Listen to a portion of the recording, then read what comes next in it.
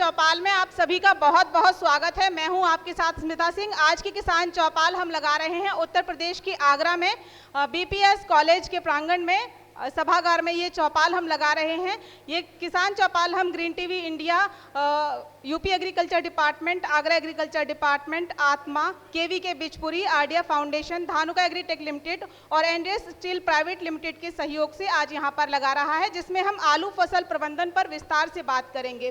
कोशिश करेंगे आपको ये समझाने की कि आलू की फसल की आपको कैसे देखभाल करनी है खेत में कि बाजार में आपको उसका अच्छा मूल्य मिल सके, कैसे आपको गुणवत्ता युक्त उत्पादन करना है आलू की फसल का। इन तमाम पहलुओं पर विस्तार से चर्चा होगी और इन तमाम पहलुओं पर बात करने के लिए हमारे साथ कई विशेषज्ञ मौजूद हैं। लेकिन सबसे पहले तहे दिल से स्वागत है हमारे उन किसानों का जो आज की किसान चौपाल में पहुंचे हैं। तो एक बार जोरदार तालियां सभी किसानों के स्वागत सम्मान में। और हमारे बीच कई विशेषज्ञ हैं जो आपको विभिन्न पहलुओं से रूबरू कराएंगे, बताएंगे आपको कि आलू की फसल आप कैसे गुणवत्ता युक्त प्राप्त कर सकते हैं। तो एक बार जोरदार तालियां हमारे मेहमानों के लिए भी हो जाएं।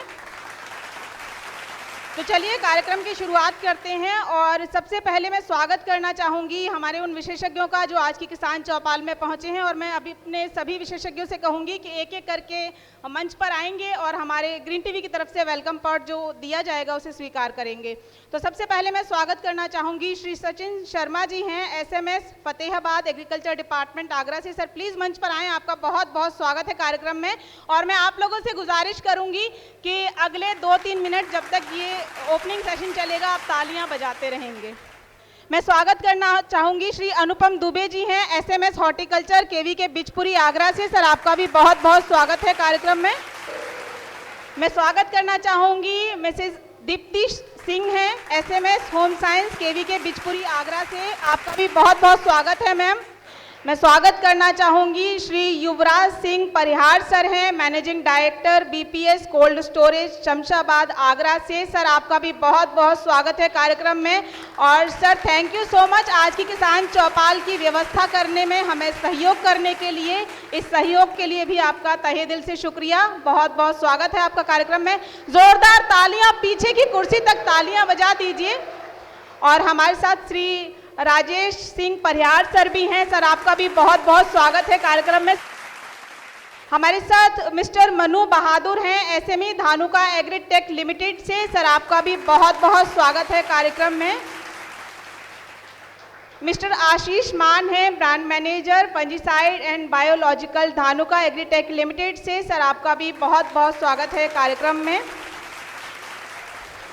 हमारे साथ अशोक कुमार जी हैं, manager BPS cold storage Shamshabad Agra से। इन्होंने भी बहुत सहयोग किया है हमें आज की किसान चौपाल में। आपको यहाँ तक लाने में अशोक जी का बहुत योगदान है। आपका भी स्वागत है कार्यक्रम में। Thank you so much. तो आज की किसान चौपाल जैसा मैंने आपको बताया कि धानुका एग्रीटेक लिमिटेड और एनडीएस स्टील प्राइवेट लिमिटेड के सहयोग से खासतौर पर हम आयोजित कर रहे हैं आगरा के बीपीएस कॉलेज में। और अगर आप दोनों ही स्टॉल्स के बारे में ज़्यादा जानकारी चाहते हैं, धानुका के बारे में ज़्यादा जानकारी चाहते हैं, स्टील के उपकरणों के बारे में ज़्यादा जानकारी चाहते हैं, तो बाहर एंट्री पर ही स्टॉल्स लगे हुए हैं, आप स्टॉल्स विजिट कर सकते हैं। धानुका एग्रीटेक का टोल फ्री नंबर है 1800-102-1022। साथ ही एनडीएस स्टील प्राइवेट लिमिटेड का नंबर है 9028411122। और आप बाहर स्टॉल्स भी विजिट कर सकते हैं। अगर धानुका के प्रोडक्ट के बारे में आपको जानकारी लेनी है तो धानुका का स्टॉल विजिट कर सकते हैं। और अगर आपको स्टील इंडिया के उपकरणों के बारे में जानकारी चाहिए तो आप स्टील का स्टॉल विजिट कर सकते हैं। आज जनपद आगरा में कुछ ब्लॉक ऐसे भी हैं जो सिर्फ आलू की खेती करते हैं, मतलब साल में सिर्फ एक क्रॉप लेते हैं जो कि आलू है, उसी से अपना पूरा जीवन यापन अपना करते हैं। तो इस स्थिति में अगर फसल खराब होती है या फसल में कोई रोग होते हैं तो किसान को अधिक नुकसान उठाना पड़ता है। तो यहाँ पे आके किसान एक गलती कर लेता है कि वो बिना जानकारी के उर्वरकों का प्रयोग करता है। मिट्टी में कितनी आवश्यकता है उसका नहीं पता, लेकिन देखा देखी में हम लोग प्रयोग करते हैं। रिकमेंडेड डोज है अगर किसी फसल की तो उसमें जितना उर्वरक देना है वो हमको पहले पता करना पड़ेगा कि उस मिट्टी की मांग क्या है। बिना मिट्टी की मांग के जाने हम लोग लगातार उर्वरकों का प्रयोग कर रहे हैं और हम देखने में आ रहा है कि फसलों में उत्पादन, जो मिट्टी की उत्पादन क्षमता है वो कम होती जा रही है, लगातार उत्पादन गिर रहा है और फिर नई नई वैरायटियों के लिए हम लोग भाग रहे हैं। जगह जगह कृषि विज्ञान केंद्र, कृषि विभाग में जाके हम लोग ये कहते हैं कि साहब हमें उर्वरक नहीं मिल रहा, इससे हमारी उपज कम हो गई। धीमे धीमे हम लोगों ने खाद का प्रयोग करना बंद कर दिया। अब इन चीज़ों का पता कैसा लगेगा? जैसा कि अभी मैम ने बताया कि हम लोग शरीर की जांच कराते हैं, तो हमारे शरीर को किस तत्व की आवश्यकता है, क्या क्या हमें खाना, एक संतुलित आहार बोलते हैं ना। अगर संतुलित आहार हम लोग यूज नहीं कर रहे हैं, ज़्यादा खा रहे हैं, वो भी नुकसानदेह है जैसा कि आप लोग जानते हैं, और कम खा रहे हैं तो वो भी नुकसानदेह है। अगर हम कम खा रहे हैं तो हमारे शरीर में एनर्जी नहीं रहेगी, हम कोई भी कार्य करने के लिए सक्षम नहीं होंगे, और ज़्यादा खा रहे हैं तो लोगों का वेट बढ़ता है, कई बीमारियां होती हैं। तो इसलिए संतुलित आहार बनाया गया है कि इतना ही हमें खाना चाहिए। इसी प्रकार मिट्टी का है, मिट्टी में अगर तत्वों की कमी रहेगी तो फसल का उत्पादन अच्छा नहीं होगा, और तत्वों की अगर अधिकता होगी तो भी फसल का उत्पादन नहीं अच्छा होगा, मिट्टी की उत्पादकता क्षमता गिरती जाएगी। तो सबसे जरूरी होता है कि हमें कितना उत्पादन किस मात्रा में देना चाहिए। तो इसके लिए अब कैसे पता लगेगा? तो जैसे हमारे शरीर में कोई समस्या आती है, हम बीमार पड़ते हैं, डॉक्टर के पास जाते हैं, डॉक्टर से कहते हैं साहब ऐसे ऐसे दिक्कत हो गई है, हमें इसका इलाज बताए। तो डॉक्टर सबसे पहले क्या करते हैं? वो ये कहते हैं कि जाके अपनी जांच कराइए। आप जाते हो, ब्लड का सैंपल देते हो, उसमें आपको पता लगता है कि आपके शरीर में कौन कौन सी चीज़ों की दिक्कत है, कौन सा रोग है, क्या तत्वों की कमी है। इस तरह से पूरे आपके शरीर की जांच होती है। ऐसे ही मिट्टी का है, जब हम अपने खुद बीमार होते हैं, मिट्टी की जांच कराने के लिए तत्पर रहते हैं, वो शरीर की जांच कराने के लिए तत्पर रहते हैं, तो क्या आपकी मिट्टी जो आपको जीवन दे रही है, आपको खाना दे रही है, देश दुनिया चला रही है, जिससे आपकी फसल उगा रहे हैं, जब वो बीमार पड़ती है, उसमें उत्पादन कम होता है, तो कभी आपने ये सोचा है कि उसके डॉक्टर के पास जाके हम उसकी जानकारी लें? इसके लिए मिट्टी की जांच अवश्य कराएं। मिट्टी की जांच से क्या पता लगता है आपको? मिट्टी की जांच से उसमें जो तत्व हैं उनका पता लगेगा। जैसे जो हमारे पौधों के लिए आवश्यक तत्व हैं वो 17 हैं, उसमें 3 तो हमें पानी और हवा से मिल जाते हैं, CHO, ठीक है, और NPK, आप जो प्राथमिक हैं सूक्ष्म पोषक तत्व, उनको आप DAP, यूरिया। लेकिन कई ऐसे तत्व हैं जिनकी आप कमी को पूरा ही नहीं करते हैं, जिससे कि पौधों में आपको देखने को मिलता होगा। जैसे कई लोग कहते हैं कि साहब हमारे आलू जो है उसको, आलू हमारा बढ़ नहीं रहा है, फूल नहीं रहा है, फूलने की दवा बता दो। तो कई ऐसे तत्व हैं जो सूक्ष्म पोषक तत्व जो हम लोग मिट्टी को देते ही नहीं हैं, सिर्फ डिपेंड रहते हैं यूरिया और DAP। अब ये क्यों नहीं देते हैं? क्योंकि लोग पता ही नहीं है कि उसमें किस तत्व की कमी है। अधिक उर्वरक देने से भी मिट्टी की उत्पादन क्षमता कम होती जा रही है। फावड़े के माध्यम से V आकार का एक गड्ढा बनाना है, 15 सेंटीमीटर का V आकार का गड्ढा बनाया, मिट्टी को हटा दिया, उसके बाद उसमें डाई खुरपी की सहायता से V आकार का इस तरह का आपका बन जाएगा। तो खुरपी की सहायता से आप उसमें हर एक गड्ढे से 2.5 सेंटीमीटर की परत खुरचनी है और हर गड्ढे से, मान लीजिए आपने 20 जगह से सैंपल लिया या 12 जगह से सैंपल लिया, तो हर गड्ढे से आधा किलो आपको मिट्टी लेनी है, और मिट्टी लेने के बाद उसको साफ जगह पे रखना है, अच्छे से मिक्स करना है। मिक्स करने के बाद उसमें उसके 4 भाग करने हैं, 2 भाग को रख लेना है 2 को हटा देना है। और ये क्रिया तब तक हम करते हैं जब तक कि मिट्टी हमारी आधा किलो रह जाए। अब ये क्रिया क्यों करते हैं? सब लोग कहते हैं कि साहब हम 4 बार क्यों करें, हम सीधा सा ही मिला के आधा किलो मिट्टी उठा लेंगे। आपने खेत में कम से कम 12 जगह से सैंपल लिया है, जगह जगह क्या, और हर जगह की जो मात्रा निकलेगी वो अलग निकले। आपको पूरे खेत की अगर अच्छे से मिट्टी मिलानी है तो ये प्रक्रिया करते हैं हम। आधा किलो आपकी मिट्टी रह जाए, आप उसको थैली में रखिए, अपना नाम, अपनी पहचान के लिए पता, व्हाट्सएप नंबर डाल के, चाहे तो आप कृषि विज्ञान केंद्र बिचपुरी में सैंपल करा सकते हैं, चाहे आप कृषि विभाग को देके अपनी मिट्टी की जांच करा सकते हैं, चाहे जनपद आगरा में एक चंबल फर्टिलाइजर का है, वो भी अब मिट्टी की जांच करती है, आप वहां भी करा सकते हैं। जरूरी है कि मिट्टी की जांच से फिर आपको क्लियर हो जाएगा कि हमारी फसल में किन किन, हमारे जो खेत में किन किन चीजों की अधिकता है और किन किन चीजों की कमी है, कौन कौन से तत्वों की अधिकता है, कौन से तत्वों की कमी है। उसके बाद फिर आप अगर फसल लोगे तो आपको ये तो पता रहेगा क्या अधिक डीएपी और यूरिया डालने से उत्पादन बढ़ जाएगा? ऐसा कहीं नहीं होता है, अधिक डालने से उत्पादन नहीं बढ़ेगा। लेकिन देखा देखी में किसान भाई ऐसा करते हैं कि अगर अगले ने यूरिया डाल दी 1 कट्टा तो हम 1.5 कट्टा डालेंगे तो हमारा उत्पादन ज्यादा बढ़ जाएगा। ऐसा नहीं, आप संतुलित उर्वरक दीजिए, उसकी रिकमेंडेड डोज के हिसाब से दीजिए। लगातार पीएच बढ़ रहा है मिट्टी का, ये भी बहुत बड़ी समस्या है। ये तो हो गया आपका सैंपल, अब आपने दे दिया, 10 से 15 दिन में आपकी रिपोर्ट आ जाती है व्हाट्सएप के माध्यम से। उसके बाद उस रिपोर्ट को आप किसी भी विशेषज्ञ को, जो उस विषय से रिलेटेड विशेषज्ञ है, उसको आप दिखाइए, वो आपको बता देंगे कि अब इस फसल में किन किन तत्वों की आपको जरूरत है और किस मात्रा में दीजिए, उसी मात्रा में आप दीजिए और अच्छा सा उत्पादन मिल जाएगा। दूसरा ये हो गई आपकी, जब हम फसल लेंगे आलू की, खाद्यान्न की, जो भी है।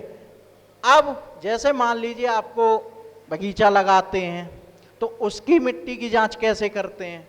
तो उसका भी एक तरीका है कि उसमें हम भिन्न भिन्न, जिस एरिया में हमको लगाना है, भिन्न भिन्न जगह पे हमें सैंपल लेना है।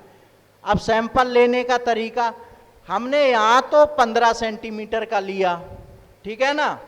अब इसमें हमें 180 सेंटीमीटर तक का लेना है, यानी कि बहुत गहराई तक का, क्योंकि पेड़ों की जड़ें गहराई तक जाती हैं, तो इसलिए वो वहां से पोषक तत्व लेते हैं। तो इसको अब कैसे लेंगे? एक साथ तो मैंने ये भी कहा कि 12 से 15 जगह का आपको सैंपल लेना है एक तरफ तो, और दूसरी तरफ मैं ये कह रहा हूं इतनी गहराई का भी लो, तो इतनी गहराई का हर जगह से सैंपल कलेक्ट करना कठिन है, ना तो आप इतने गड्ढे खोद सकते हो। इसके लिए आपको एक ऑगर बनवाना है। सबसे अच्छा सैंपल के लिए फावड़ा आप ले रहे हो, खुरपी ले रहे हो, आप सिंपल सी चीज एक ऑगर बनवा लीजिए। ऑगर क्या होता है? कुछ नहीं होता, एक पाइप आप लीजिए, लोहे का पाइप ले लीजिए, उसको आप तिरछा काट लीजिए नीचे से, और तिरछा काटने के बाद ऊपर आप उसमें एक स्टैंड लगवा दीजिए और उसमें आप खुद से मार्किंग कर दीजिए, 10 सेंटीमीटर, 20 सेंटीमीटर, 15 सेंटीमीटर, ऐसे करके 180 सेंटीमीटर तक की आप मार्किंग कर दीजिए। जब आप उसमें निशान लगा दोगे, खेत में जाओगे, खेत में जाने के बाद उस ऑगर को आप जमीन में मारोगे, घुमाओगे, थोड़ा दबाओगे, तो जैसे ही पहली होगी 0 से 15 सेंटीमीटर तक की मिट्टी, 15 सेंटीमीटर गहरा गया, घुमाया, निकाला, उसमें 15 सेंटीमीटर की आपकी मिट्टी आ गई। अब आगे बढ़ना है, दूसरा सैंपल लेना है, ये बगीचे में बता 15 से 30, तो 30 सेंटीमीटर दूसरी जगह पे जाके ऑगर को मारेंगे आप। अगर हाथ से जाता है तो ठीक, नहीं तो किसी वजनदार चीज से ठोक के उसको नीचे पहुंचाएंगे, घुमाएंगे, तो उसमें हो गया आपका 15 से 30 सेंटीमीटर तक की आपने मिट्टी ले ली। ये क्रिया कर दे 180 सेंटीमीटर तक की आप मिट्टी लेंगे, उसके बाद मिक्स करके वही प्रोसीजर है, उसके बाद जांच कराएंगे तो आपके उसके पता। अब जिस जगह की मिट्टी ही खराब है, कई बार कहते हैं लोग कि हमारे यहाँ साफ पानी सूखता ही नहीं है, बारिश होती है महीनों पानी भरा रहता है, 2-2 महीने कोई फसल नहीं होती, वो मिट्टी तो वो जमीन तो हमारी ऊसर हो गई, ये किसानों की होती है, परत जम जाती है।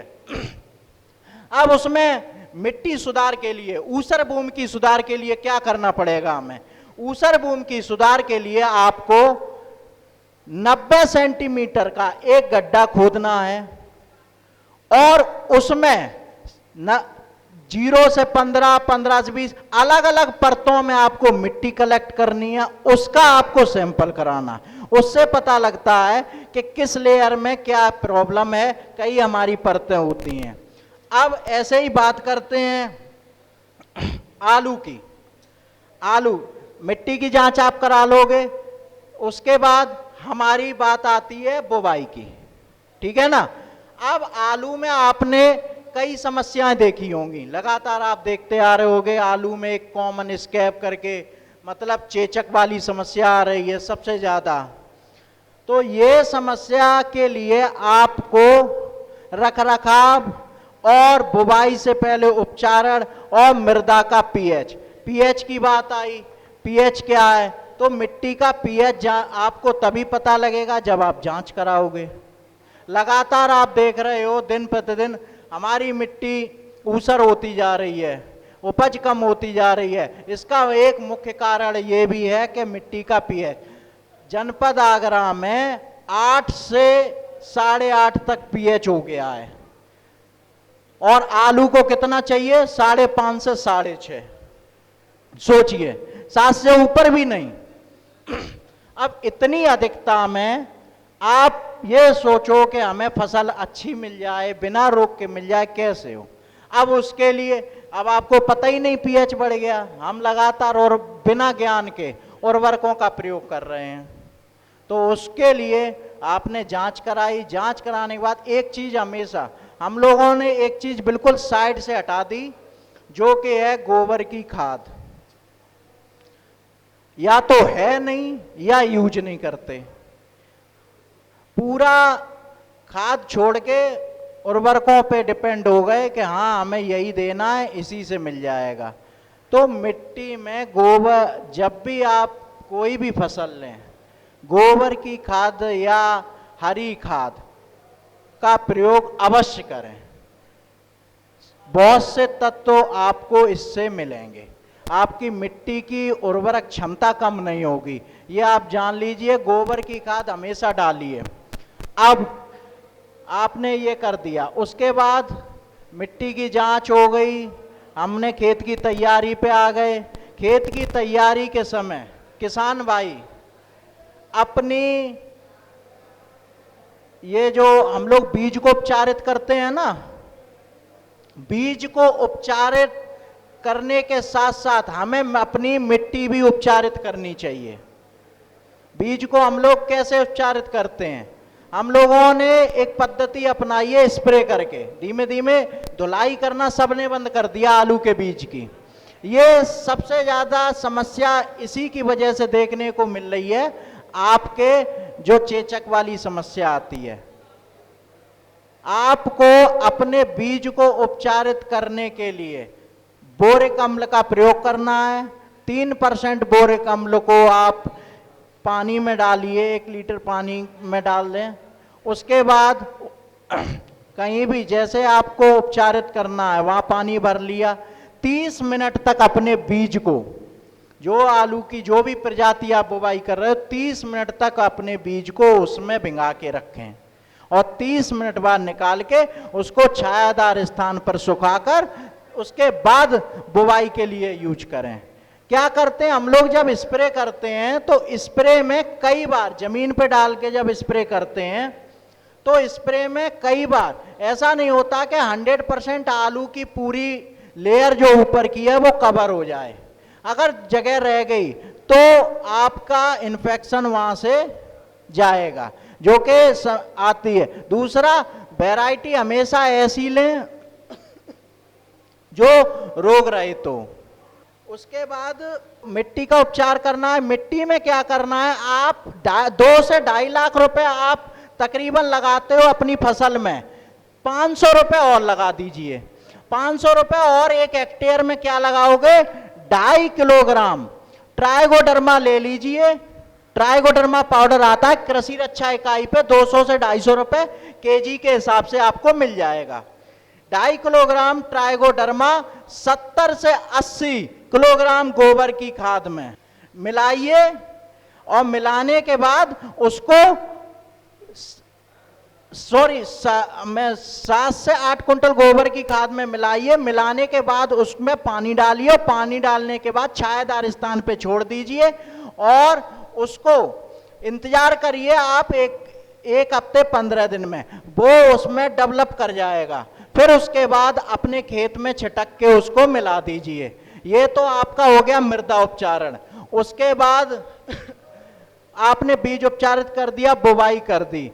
उसके बाद लास्ट में एक चीज का और ध्यान रखिए आप, जो भंडारण के समय हम लोग जाते हैं, कई बार देखते हैं कि आलू की हमने अच्छा बीज बोया, लेकिन इस साल हमारे में चेचक नहीं है, अगले साल हमारे में चेचक की समस्या आ जाती है। सेम बीज, उसमें क्या होता है, भंडारण के समय भी आप जिस पैकेट में, जिस बोरे में आप अपने आलू को रख रहे हो, उसको भी एक बार उपचारित कर दीजिए ट्राइकोडर्मा या पाउडर से या बोरिक अम्ल से। आप एक बार उसको बोरे को स्प्रे कर दीजिए, उसके बाद उसको भरिए और भरने के बाद स्टोरेज में डाल दीजिए। उससे ये रहता है कि पता नहीं आपके बगल में जो आलू के पैकेट लगे हुए हैं उसमें हो सकता है कि कोई समस्या हो, कोई बीमारी हो, वो आपके बीज तक ना आए। इसलिए ये बात हमेशा ध्यान रखिए। बाकी आपको और अधिक जानकारी चाहिए तो कभी भी कृषि विज्ञान केंद्र आके आप पूछ सकते हो। धन्यवाद। अब सर आपसे एक सवाल पूछेंगे। मिट्टी की जांच की बात चली थी, तो हमें फसल से कितने दिन पहले मिट्टी का सैंपल लेना चाहिए? जी बिल्कुल सही जवाब है आपका। 1 महीने पहले आपको सैंपलिंग करा लेनी चाहिए। आ जाइए सर, स्टेज पे आ जाइए। तालियां बजा दीजिए एक बार, दिल स्वस्थ रहे उसके लिए तालियां बजाना बहुत अच्छा होता है। बहुत बहुत शुक्रिया आपका, बहुत बहुत शुक्रिया सर ये तमाम जानकारियां हमारे किसानों को देने के लिए, और आपको भी बहुत बहुत मुबारक ये इनाम पाने के लिए। और अब चलिए कार्यक्रम को आगे बढ़ाते हैं और बात करते हैं कि किस तरीके से आपको अपनी आलू की फसल का रखरखाव करना है, क्या कुछ क्रॉप सॉल्यूशंस हैं, क्या समाधान हैं जो आपकी आलू की फसल को बीमारियों से, कीटों से सुरक्षित रखेंगे। तमाम ऐसे रोग कीट लगते हैं जिनकी किसानों को पहचान नहीं होती कि कब किन दवाओं का इस्तेमाल करके आपको अपनी फसल का बचाव करना है। और साथ ही इंडिया का परिणाम हर किसान के नाम, धानुका एग्रीटेक का ये कैंपेन क्या है, दोनों विषयों पर जानकारी देने के लिए मंच पर आमंत्रित करना चाहूँगी धानुका के 2 खास मेहमान जो हमारे बीच मौजूद हैं। मिस्टर मनु बहादुर जी हैं SME धानुका एग्रीटेक लिमिटेड से, साथ ही आशीष मान जी हैं brand manager fungicide and biological Dhanuka agritech limited से। दोनों आकर अपनी अपनी बात कहेंगे। एक बार जोरदार तालियां बजा दीजिए। और सर की स्पीच के बाद सर आप लोगों से 2 सवाल पूछेंगे, मनु सर भी पूछेंगे और सर भी पूछेंगे। जिनका भी सही होगा जवाब उनको ग्रीन टीवी की तरफ से इनाम दिया जाएगा। तो 2 सवाल होंगे, पूरे लेक्चर को ध्यान से आपको सुनना है। नोटपैड पेन दिए गए हैं, सही इस्तेमाल करना है, जानकारी नोट करते जाइएगा। आज फायदा होगा कि इनाम पाएंगे और भविष्य में फायदा होगा कि फसल अच्छी मिलेगी। राम राम जी, शायद पीछे आवाज नहीं जा रही मेरी। राम राम जी, आपके गई है आवाज पीछे तक। तो सबसे पहले मैं धानुका एग्रीटेक लिमिटेड की तरफ से सब्जेक्ट मैटर एक्सपर्ट मनु बहादुर अपने सभी अन्नदाताओं का हार्दिक स्वागत करता हूं। साथ के साथ जो हमारे कृषि वैज्ञानिक यहाँ पे आए हुए हैं उनका भी स्वागत करता हूं और धन्यवाद देना चाहता हूं ग्रीन टीवी को, जिन्होंने हम सबको एक मंच पे अपने विचार साझा करने के लिए मौका दिया।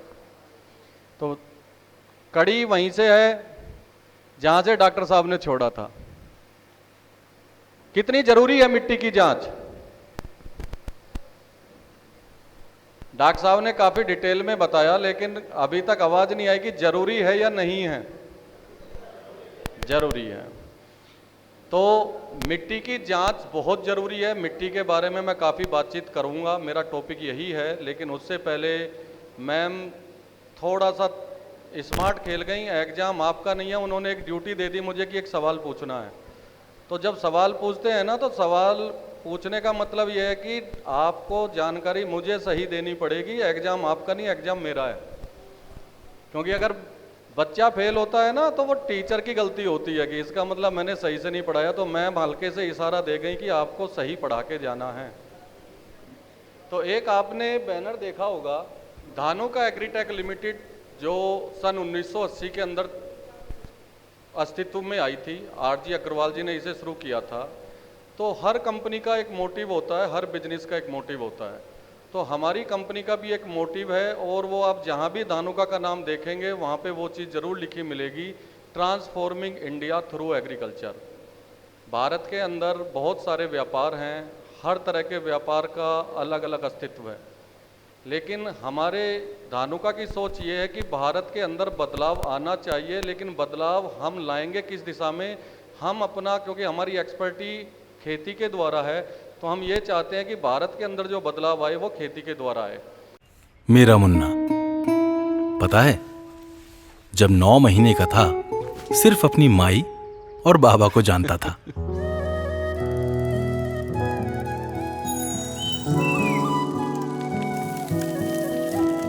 पर आज उसके नाम से हमें पूरा गांव जानता है। मेरा मुन्ना कुछ अच्छा करेगा।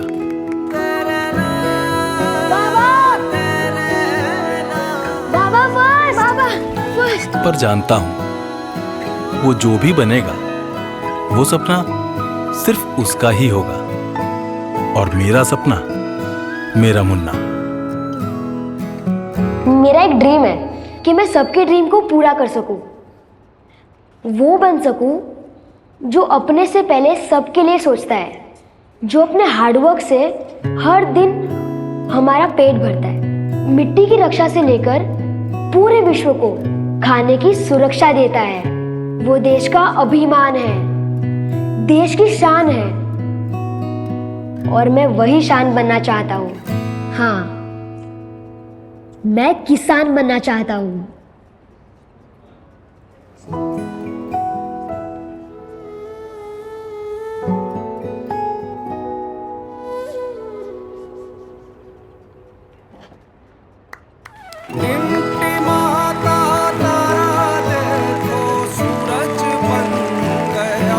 भविष्य के आधुनिक किसान बनने के बुलंद इरादे को धानुका नमन करता है।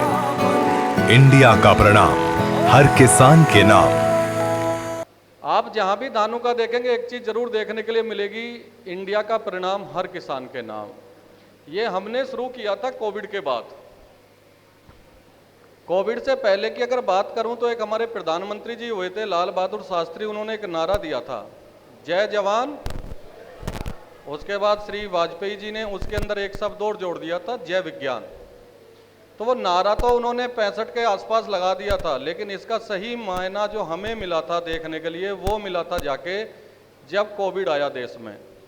कोविड के अंदर सारे व्यापार, सब बिजनेस, सभी बंद होके बैठ गए थे, लेकिन एक चीज़ तब भी लगातार चल रही थी, और वो चल रही थी भारत की खेती और भारत का किसान। उसका फायदा यह हुआ क्योंकि भारत एक कृषि प्रधान देश है। तो आपने देखा होगा कि जितने बड़े बड़े विकसित देश थे उनकी जीडीपी और अर्थव्यवस्था डगमगा गई थी, लेकिन एक केवल भारत ऐसा था जिसकी अर्थव्यवस्था स्थिर खड़ी रही थी, ऊपर नहीं गई लेकिन वो नीचे नहीं गई थी।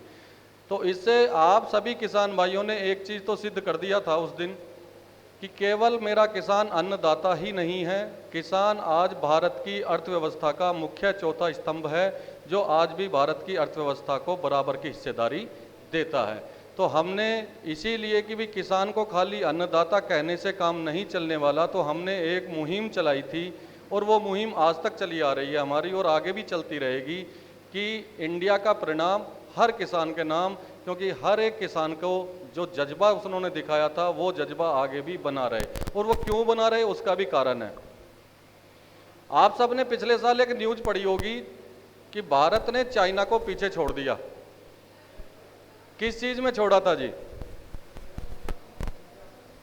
जनसंख्या के अंदर भारत नंबर 1 पे पहुंच गया। लेकिन एक चीज बताओ, क्या केवल इंडिया की जनसंख्या बढ़ रही है? जनसंख्या तो पूरे संसार की बढ़ रही है। और अगर जनसंख्या लगातार पूरे संसार की बढ़ रही है तो उनको खाने के लिए क्या चाहिए? अनाज। और अनाज मिलेगा कहाँ से? मिट्टी से। मिट्टी को डॉक्टर साहब पहले ही बता रहे कि मिट्टी के हालात अभी खराब होते जा रहे हैं। और एक और विडंबना ये देखो कि जहाँ पे खाने वाले बढ़ेंगे वहाँ पे जिससे अनाज निकलना है मिट्टी से, वो मिट्टी घटती जा रही है, जमीन खेती वाली कम होती जा रही है। तो आने वाले 15-20 साल के बाद ये भी हालात हो सकता है कि किसान आगे आगे हो, पूरा देश उसके पीछे हो।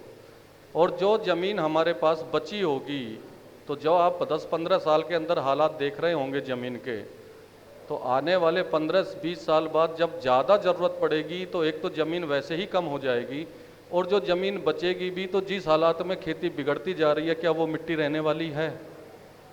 हो सकता है कि हमारे आने वाली पीढ़ी ये बोल के जाए कि हमारे पिताजी सब कुछ छोड़ के गए, लेकिन ज़मीन किसी मतलब की नहीं छोड़ के गए। मिट्टी, इसको माँ भी कहते हैं। और जब माँ कहते हैं तो फिर जो हम बच्चे हैं ना, बच्चों की लड़ाई माँ के साथ शुरू हो जाती है शुरुआत से ही। पिताजी से नहीं होती लेकिन माता से शुरू हो जाती है।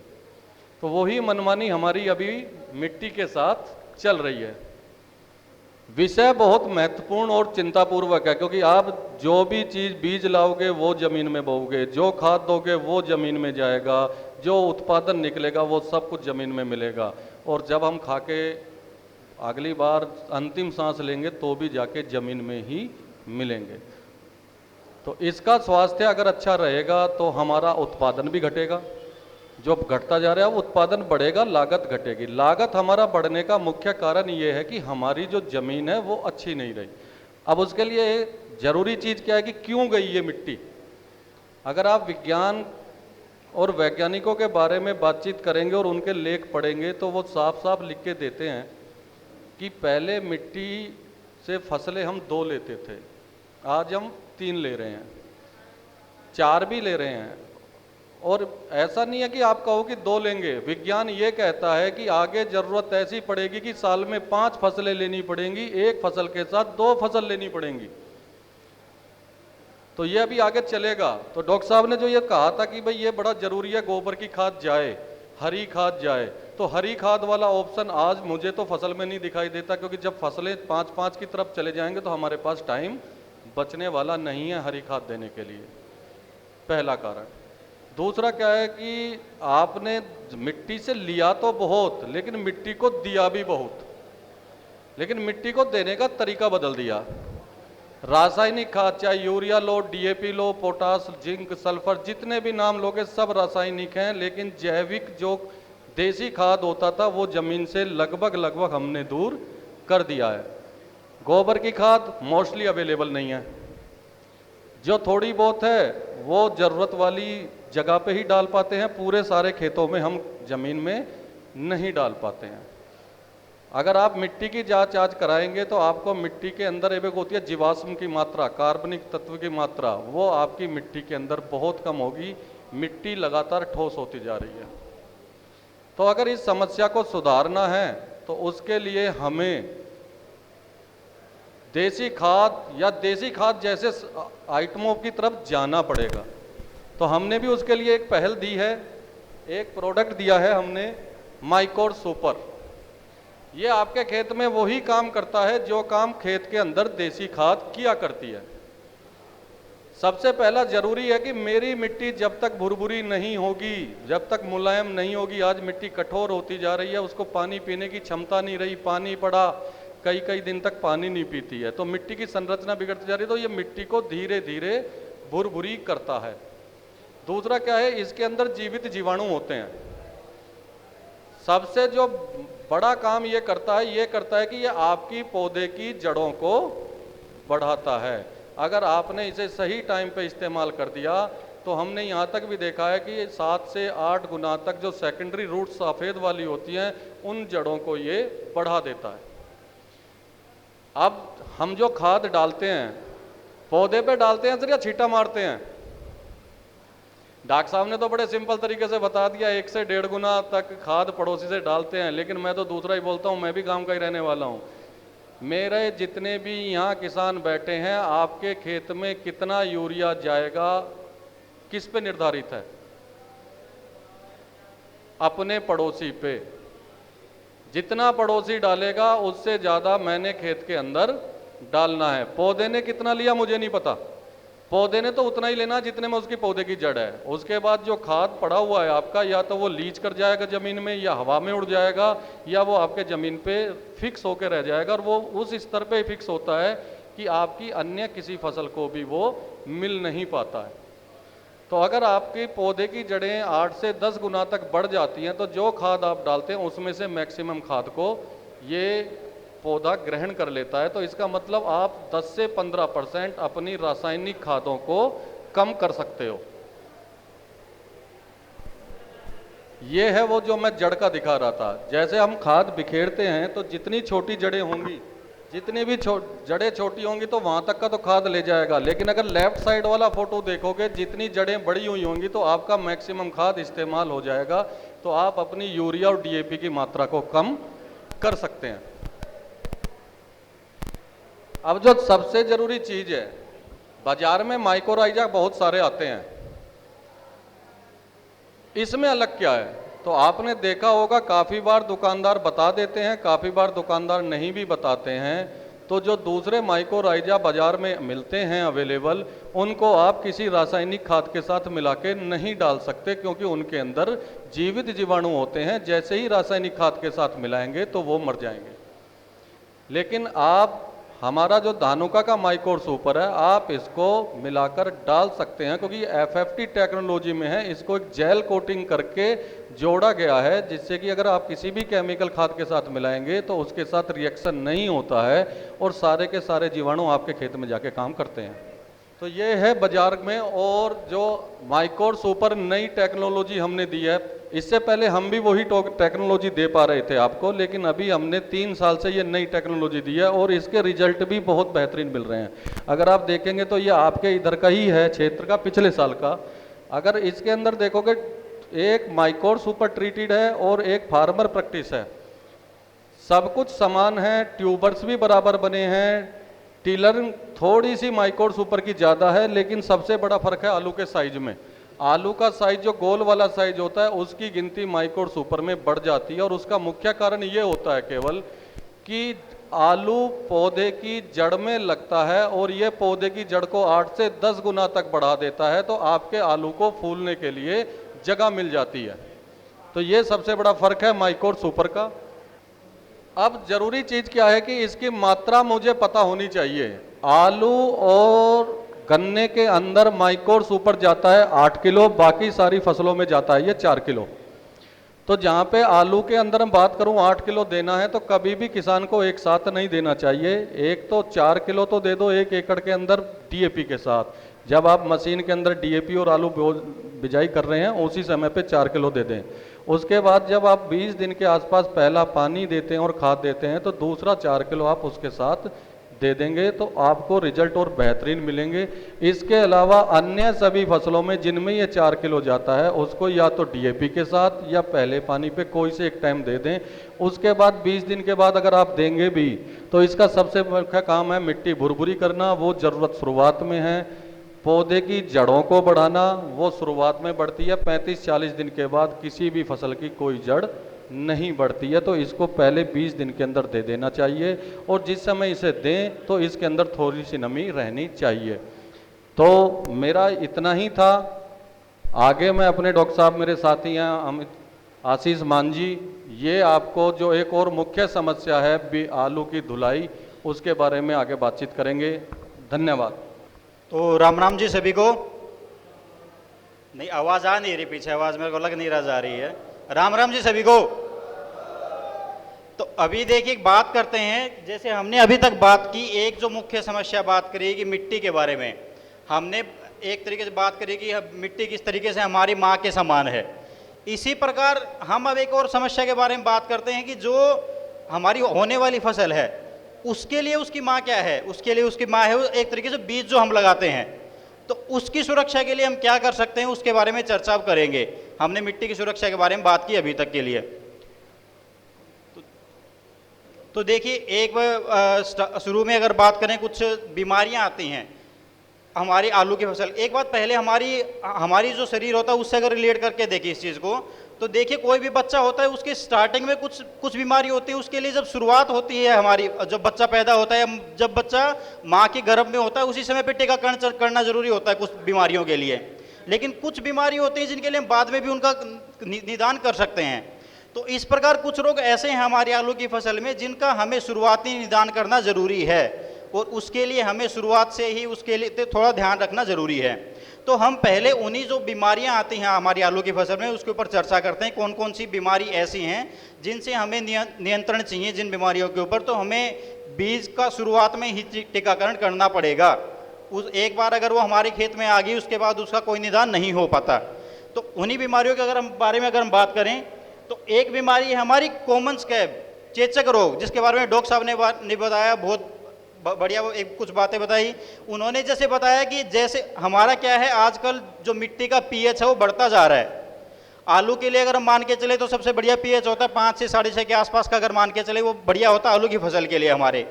लेकिन हमारा जो अनियंत्रण हमारा खाद के प्रयोग की वजह से आजकल हमारा जो पीएच है वो 7 से ऊपर जा रहा है। और ये रोग जो हम बात कर रहे हैं चेचक वाला रोग, जैसे हमारी मिट्टी का पीएच मान अगर 7 से ऊपर जाएगा ये रोग बढ़ता जाएगा। अब आप एक बात बताइए, ये रोग जो हमारा है चेचक रोग है, ये 2-3 साल पहले तक नहीं आता था, अभी आना शुरू हुआ, पिछले 3-4 साल में आना शुरू हुआ है। क्यों हुआ है? क्योंकि लगातार रासायनिक खादों के ज़्यादा प्रयोग की वजह से हमारी मिट्टी का जो पीएच मान है वो बढ़ता जा रहा है।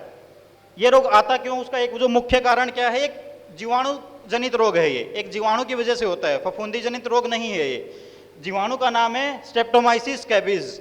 ये जो एक जीवाणु है उसकी वजह से ये रोग फैलता है। अब देखिए इसके अंदर होता क्या, हम सभी लोग जानते हैं हमारी आलू की फसल के ऊपर ऐसे गड्ढे बन जाते हैं। उससे हमारा क्या नुकसान होगा? आलू की क्वालिटी का एक तरीके से पूरा सत्यानाश कर देता है ये बीमारी हमारी। अगर आलू की क्वालिटी, अगर आलू दिखने में बढ़िया नहीं होगा, एक बात हमारा खुद का एग्जांपल लेके समझे हम, अगर हम मार्केट में गए हैं आलू खरीदने के लिए, अगर आलू के ऊपर ऐसे गड्ढे पड़े हुए हैं तो हम उसको लेंगे नहीं लेंगे? नहीं लेंगे। तो इस प्रकार से ये रोग क्या करता है, हमारी जो आलू की क्वालिटी खराब कर देता है। उसकी वजह से हमें जो दाम मिलना चाहिए हमारी फसल का वो हमें नहीं मिलता। ये एक नुकसान होता है इससे। एक और रोग है हमारा, एक रोग तो हो गया चेचक वाली समस्या, एक समस्या और है काली पपड़ी की समस्या। पिछले रोग में क्या होता है, हमारे आलू के ऊपर गड्ढे पड़ जाते हैं, वो आसानी से छूटते नहीं है।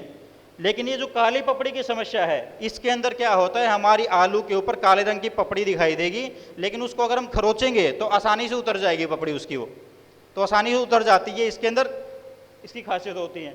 और इसके अंदर भी क्या होगा, हमारी क्वालिटी खराब हो जाएगी। इस प्रकार का भी आलू होगा, उसका हमें दाम नहीं मिलेगा। तो ये हमारा इससे नुकसान होता है। अब अगर बात करें ये कैसे फैलता है, पिछला हमने क्या बताया था कि जीवाणु जनित रोग है। ये क्या है, ये फफूंदी जनित रोग है। ये एक फफूंदी से होता है, राइजोक्टोनेस सोलेनाई नाम की फफूंदी होती है जो इस रोग को फैलाती है। अब ये फैलता कैसे है, एक बार हमारी मिट्टी में आ गया ये, तो हमारे कई बार क्या होता है बीज के अंदर ही होता है, ये बीज के अंदर ही होता है, तो उस बीज को लगाते हैं उसके अंदर पहले से ये रोग आ जाता है। ये कई बार हमारी मिट्टी के अंदर ही होता है, तो मिट्टी में जैसे हम आलू लगाते हैं तो आलू के ऊपर कई बार कट लग जाता है, तो आलू पे ऊपर कट लगेगा तो उसके अंदर जो कट लगा है उसके अंदर से फफूंदी अंदर घुस जाती है, वहाँ से रोग आ जाता है।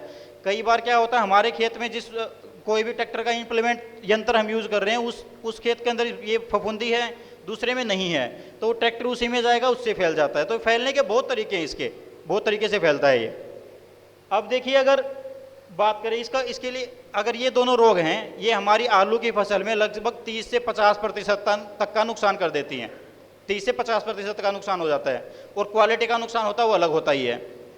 एक इसकी वजह से एक और क्या दिक्कत होती है, अगर ये रोग आ गया तो हमारा जो आलू का जो अंकुरण होता है, आलू का अंकुरण लेट हो जाता है, देरी से होता है, और कई बार तो क्या ऐसा हो जाता है कि आलू का अंकुरण बहुत कम होता है। तो आलू का अंकुरण नहीं होगा तो बाद में से कितना भी उसका ध्यान रख लो, हम उसका रिकवरी नहीं कर पाएंगे, वो नुकसान हो गया, वो हो ही गया हमारा। तो ये जो दो रोग हैं, जैसे हम बात कर रहे थे पहले बच्चे का एग्जाम्पल ले रहे थे कि उसके लिए कुछ रोगों के लिए शुरुआत से टीकाकरण जरूरी है। तो ये जो दो रोग हैं आलू के लिए, उसके लिए हमें शुरू से ही हमें उसका नियंत्रण करके चलना पड़ेगा। बाद में इनका अगर एक बार खेत में आ गए, बाद में इसका कंट्रोल नहीं कर पाएंगे। तो उसके लिए हम क्या है, हम एक उत्पाद लेके आए हैं जेनेट। ये देखिए जेनेट एक उत्पाद है, इसके ऊपर लिखा हुआ है Z+। आप अगर देख रहे हो Z+ लिखा हुआ है। आप एक ये बताइए सिंपल भाषा में Z+ सिक्योरिटी किसको मिलती है हमारे यहाँ पे, हमारे देश में बात करें, मिलती प्रधानमंत्री राष्ट्रपति को मिलती है। मतलब क्या होता है कि कोई भी अगर Z+ सिक्योरिटी में कोई बाहर से अंदर नहीं आ पाए। उसी प्रकार ये जो उत्पाद है, ये अगर आप इसका बीजोपचार करते हैं तो आपके बीज को Z+ सिक्योरिटी पर देता है। कि मतलब क्या है कि अगर मान लो कि आलू का लगा रहे हैं, आलू के ऊपर कट लग गया, तो उसमें अगर जेनेट का प्रयोग किया है तो कोई फफूंदी और जीवाणु अच्छे जल्दी से उसके ऊपर जो हमारा आलू का बीज हमने लगाया है उसके ऊपर अटैक नहीं कर पाता। तो ये एक उत्पाद है जेनेट। इसके देखिए हमने एक इसके लिए लाइन रखी है, काली पपड़ी रोग के विरुद्ध जेनेट का टीकाकरण। टीकाकरण मतलब जैसे हम उदाहरण ले रहे थे कुछ रोगों के लिए टीकाकरण शुरुआत से जरूरी है, उसी प्रकार इन रोगों के लिए जेनेट का शुरुआत से जब हम आलू लगाते हैं, कंद लगाते हैं, उसी समय से जेनेट का टीकाकरण हमारे आलू के लिए जरूरी है। ये हमारे जो आलू हम लगा रहे हैं उसको Z+ सिक्योरिटी एक तरीके से सिक्योर रखेगा, और जीवाणु और फफूंदी जिनकी वजह से रोग आते हैं, हमने जो 2 रोग देखे, वो जल्दी से हमारी आलू की फसल के ऊपर हमला नहीं कर पाएंगी।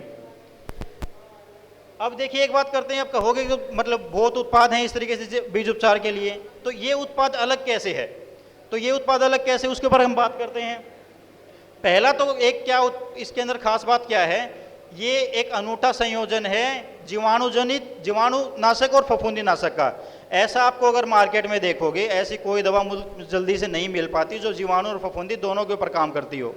ये जो दवा है ये जीवाणुनाशक और फफूंदीनाशक दोनों का एक अनूठा संयोजन है, जो जीवाणुजनित और फफूंदीजनित दोनों बीमारियों के ऊपर अपना काम करता है।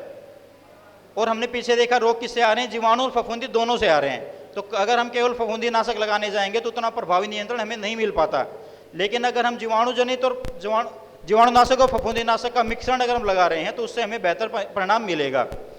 इसका एक और अच्छी क्या है, ये आप एक अगर हम बात करें जो सारी ये एक जापानी तकनीक से निर्मित है। जापान की 2 कंपनी है, होको और निसो, जिनसे हम मिलके वहाँ की तकनीक, जापान की तकनीक हम भारत के किसानों के लिए आपके बीच में लेके आए हैं।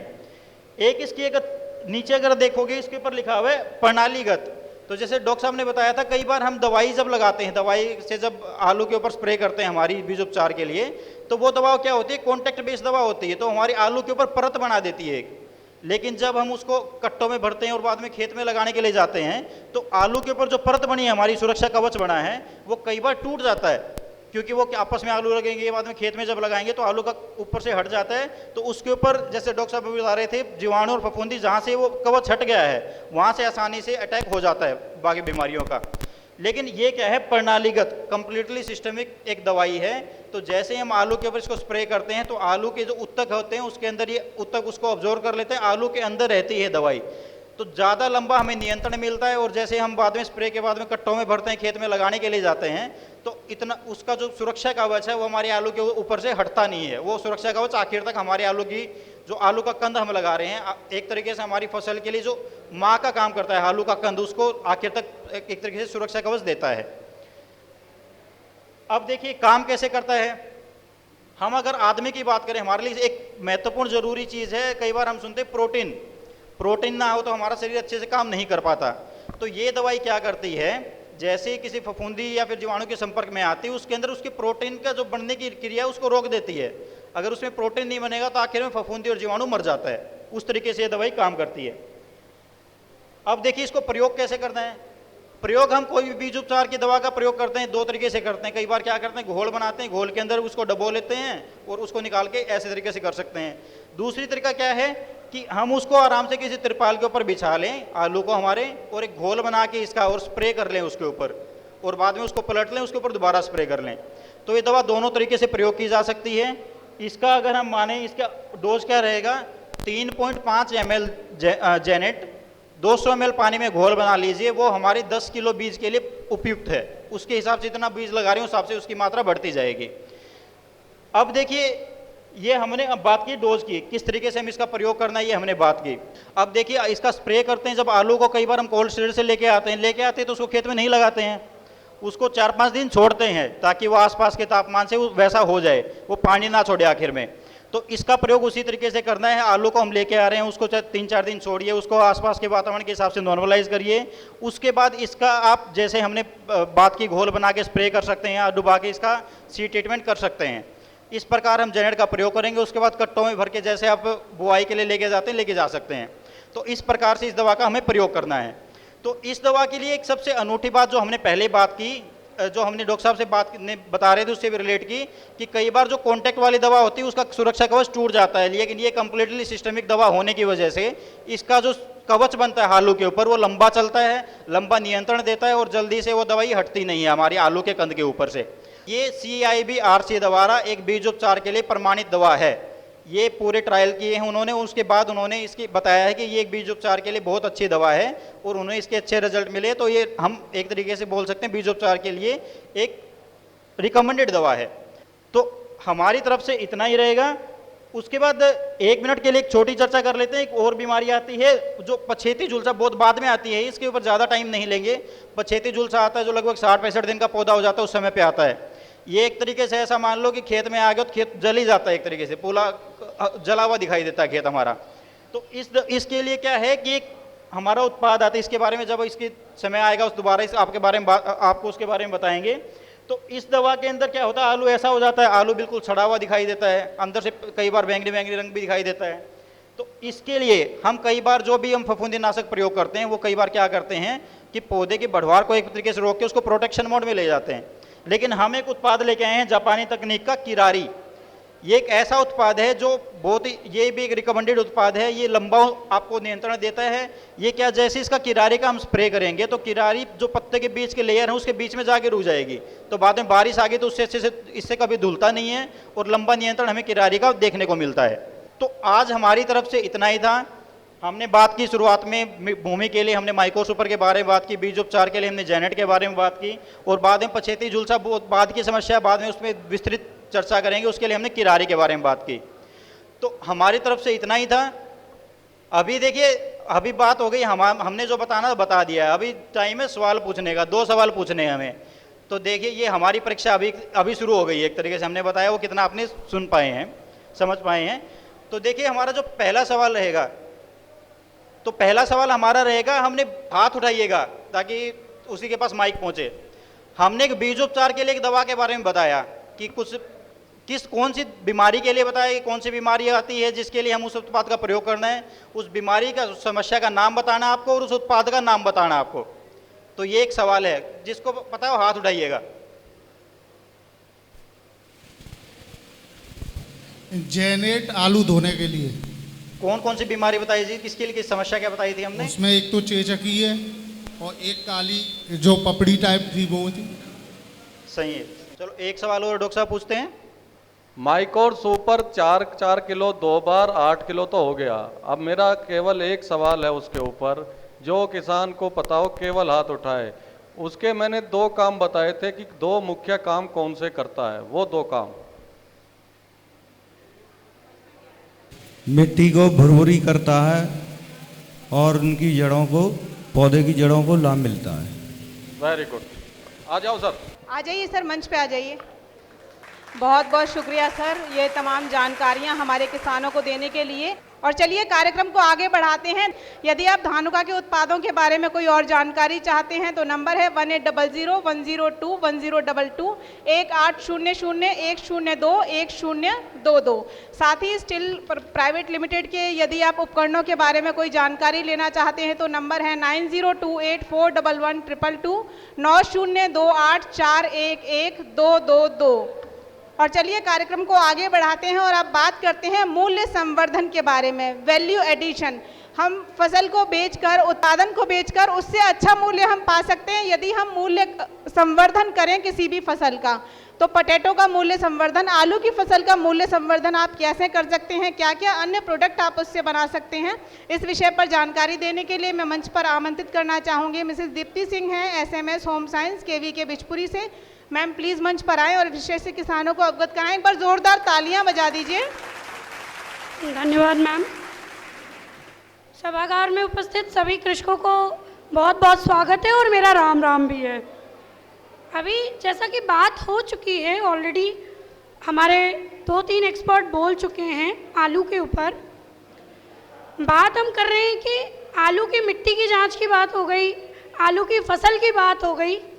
अब आप मुझे ये बताइए, क्या यहाँ पे बैठे जितने भी कृषक हैं वो क्या कच्चा आलू खा सकते हैं?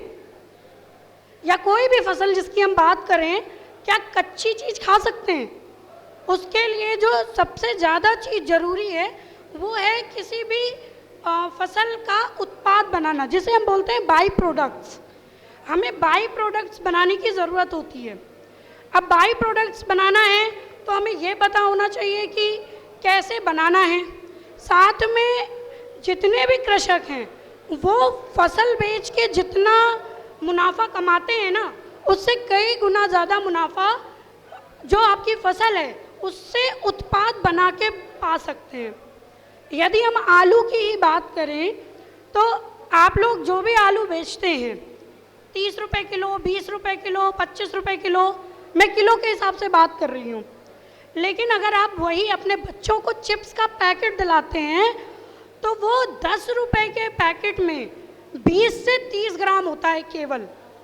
यानी कि जो मूल्य संवर्धन कंपनियां करके बेच रही हैं वो आपसे 30 रुपये किलो आलू खरीद के उसका कितना मुनाफा कमा रही हैं। मूल्य संवर्धन की बात इसलिए ज़रूरी हो जाती है कि जो आप कृषक हैं, आपसे वो सामान जो आप उगा रहे हैं उसको खरीद के उसका मूल्य संवर्धन करके आप ही को वो बेच रहे हैं और आपसे दुगना लाभ कमा रहे हैं। क्योंकि हम सब यहाँ पे मूल्य संवर्धित जो उत्पाद हैं वो खाते हैं, खरीदते हैं। जबकि यदि हम मूल्य संवर्धन पर ध्यान दें तो हम उसको घर में भी बना सकते हैं। जैसा कि अभी मैडम बता रही थी कि आलू की हम बात कर रहे हैं, सभी ने बता दिया आपको विभिन्न प्रकार की। तो आलू से बनने वाले उत्पाद कौन कौन से हैं, पहले तो हम इस पे बात कर लेते हैं। आलू से क्या क्या बनता है? चिप्स आप सभी जानते हैं। इसके बाद आजकल दुकानों पे फ्रेंच फ्राई, जो आपके बच्चे, घर में महिलाएं बहुत खा रही हैं, ठीक है, इसको भी रेडी टू ईट बनाया जा रहा है। रेडी टू ईट बनाने का तात्पर्य ये है कि उसको बना के फ्रीज करके और इसकी पैकेजिंग करके हम गांव में या दुकानों पे बेच रहे हैं ताकि आप उसको ला के सीधा तलकर अपने बच्चों को दे सकें। इसके अलावा बात करते हैं तो आलू का आटा उबाल के सुखाकर आलू का आटा तैयार किया जा रहा है। आलू का आटा किस चीज़ में प्रयोग हो रहा है? जितनी भी आपकी नमकीनें बन रही हैं ना, इसकी बाइंडिंग में आलू के आटे का प्रयोग किया जा रहा है। साथ ही साथ आलू के आटे से बाइंडिंग प्रोसेस, आपका सूप, जो ग्रेवी हम लोग होटलों में गाढ़ी कर रहे हैं, वो आलू के आटे का ही प्रयोग कर रहे हैं, किसी और चीज़ का प्रयोग नहीं कर रहे हैं। इसका निर्जलीकरण करके इसको अन्य उत्पादों में काम किया जा रहा है। बेकरी उत्पाद, जो बिस्किट, ब्रेड, ये सारी चीज़ें बन रही हैं, आलू के आटे से ये उत्पाद भी बनाए जा रहे हैं धीरे धीरे करके। अब बात करते हैं आलू के छिलकों से क्या बन रहा है।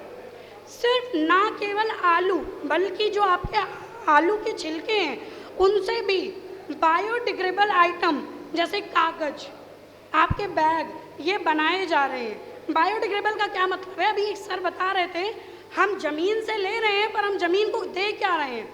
आप ज़मीन को फर्टिलाइज़र दे रहे हैं, रासायनिक उर्वरक दे रहे हैं। लेकिन जो बायोडिग्रेडेबल आइटम्स हैं, जो हम आलू के छिलके से या आलू का स्टार्च निकाल के उससे जो आइटम हम बना रहे हैं, उसका भी हम प्रयोग कर सकते हैं ताकि यदि आप उसको कहीं फेंकें, जैसे आप पॉलीथीन फेंकते हैं, वो मिट्टी में मिलती नहीं है, लेकिन अगर आप इस उत्पाद से बने प्रोडक्ट मिट्टी में फेंकते हैं तो ये मिट्टी में गल जाते हैं पूरी तरीके से।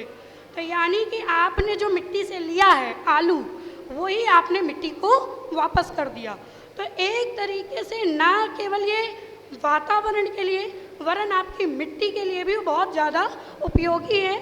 और इसको हम देखें तो ये कार्बनिक या प्राकृतिक उर्वरक के रूप में भी कार्य करेगा। आलू के छिलके या आलू के स्टार्च को हम बायोएथेनॉल यानी कचरे को भी डिग्रेडेट करने के लिए इस्तेमाल कर रहे हैं। आलू का अभी आपको मैं एक छोटा सा और एग्जांपल दे दूं। आलू से ब्यूटी इंडस्ट्री यानी कि महिलाओं के सौंदर्यीकरण, जिसको आप कहते हैं ना मेकअप के आइटम, वो भी बनाए जा रहे हैं। सिर्फ एक चीज़ नहीं है कि आलू से सिर्फ एक ही चीज़ बनानी है या खानी है हमको। आलू से बहुत सी ऐसी चीज़ें हैं, चाहे वो आपके घरेलू उत्पाद हों, आपके बेकरी उत्पाद हों, आपके ब्यूटी प्रोडक्ट्स हो, या फिर अगर हम बात करें बायोडिग्रेडेबिलिटी की और बायोएथेनॉल की, तो आलू का हम मल्टीपर्पज़ उपयोग कर सकते हैं। साथ में अभी हमारी बात हो रही थी कि कोल्ड स्टोरेज में जब हम आलू रख देते हैं तो उसमें कुछ काले धब्बे से आ जाते हैं। उसका कारण क्या होता है? ये आलू आपके जो मार्केट रेट है उसको इफ़ेक्ट करते हैं। काले धब्बे होते हैं तो जो बड़ी बड़ी इंडस्ट्री वाले होते हैं वो ऐसे आलू को प्रेफर नहीं करते, तो जो आपका उचित दाम है वो नहीं मिल पाता। कारण क्या है कि जब आलू को आप कम तापमान पे यानी ज़्यादा अधिक ठंडे तापमान पे रखते हैं तो उसमें एक एंजाइम एक्टिव हो जाता है, उसे हम इन्वर्टेज कहते हैं। जब वो एक्टिव होता है तो जो आलू का जो मेन सब्सटेंस है स्टार्च, वो स्टार्च क्या होता है ग्लूकोज और फ्रक्टोज में चेंज हो जाता है, जिसकी वजह से आलू में जगह जगह ब्लैक स्पॉट आते हैं, जिसे हम लोग कोल्ड इंड्यूस्ड स्वीटनिंग भी कहते हैं। अब इसको ख़त्म कैसे किया जाए? किसानों की बड़ी समस्या आती है, इसको ख़त्म कैसे करें? तो इसके 2-3 तरीके मैं छोटे छोटे घरेलू स्तर पे बता रही हूँ। एक तो आलू को जब आप कोल्ड स्टोरेज से निकालें तो इसका तापमान बढ़ाएं, इसे थोड़े टाइम के लिए लगभग 1 से 4 हफ्तों के लिए अधिक तापमान पे रखें। साथ में जहाँ पे ज़्यादा प्रकाश हो वहाँ पे ना रखें। डार्क जगह होती ना, पहले आप लोग अंधेरे वाले कमरों में आलू रखते थे, तो कोशिश करें कि आप वहाँ पे रखें। दूसरी बात, आलू को जो पैक करें तो बोरों में ना रखें, ऐसी किसी चीज़ में रखें जिसमें उस हवा का आना जाना बना रहे डायरेक्ट। अगर हवा का आना जाना जिसे हम लोग वेंटिलेशन बोलते हैं वो होता रहेगा तो आलू में एक्यूमुलेशन होगा, जो आपका ग्लूकोज और फ्रक्टोज कन्वर्ट हुआ था वो वापस से स्टार्च में कन्वर्ट हो जाएगा। इस चीज़ का विशेष ध्यान रखें। साथ में अगर हम बात करते हैं तो वैरायटी का सही चयन करें।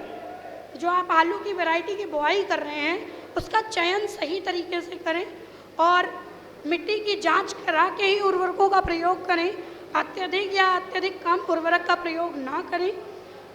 आपको जो आपके खाने के उपयुक्त आलू है उसको आप 7 से 8 या 10 तक ही स्टोर करें, इससे कम या ज़्यादा के स्टोरेज पे ना करें, ताकि स्टार्च जो है वो अपना बना रहे और ये इसमें रीहैंडलिंग या रिप्रोसेस या इन्वर्टेज ना क्रिएट हो।